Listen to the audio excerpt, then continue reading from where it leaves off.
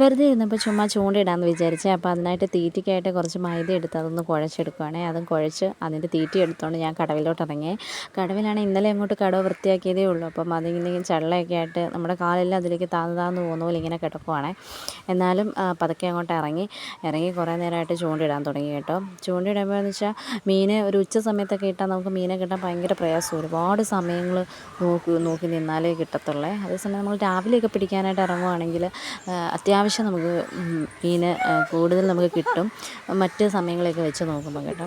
അപ്പം എന്നാൽ ഒരു കറി വെക്കാനുള്ള മീൻ കിട്ടുമെന്ന് വിചാരിച്ചൊരു വലിയ ബക്കറ്റൊക്കെ ആയിട്ട് ഇറങ്ങിയതാണ്. പക്ഷെ നിർഭാഗ്യവശാൽ എനിക്കൊരൊറ്റ മീനേ കിട്ടിയുള്ളൂ. ആ മീനാണിത്. അപ്പം വറുക്കാമെന്ന് വിചാരിച്ച് എടുത്ത് വെച്ചു. ഒരു മീനേ കിട്ടിയുള്ളൂ. ഒന്നുകൂടെ കിട്ടുകയാണെങ്കിൽ 1, 2, 3 കൂടെ കിട്ടുമായിരുന്നെങ്കിൽ പിള്ളേർക്ക് വറുത്ത് കൊടുക്കാമെന്ന് വിചാരിച്ചു. പക്ഷെ ഒരെണ്ണേ കിട്ടിയുള്ളൂ. അപ്പോൾ ഇതിനെ വെച്ച് അഡ്ജസ്റ്റ് ചെയ്യാമെന്ന് വിചാരിച്ച് അതിനെ എടുത്തുകൊണ്ട് പോയി. അപ്പോൾ അത്രയേ ഉള്ളൂ. Tata, bye bye.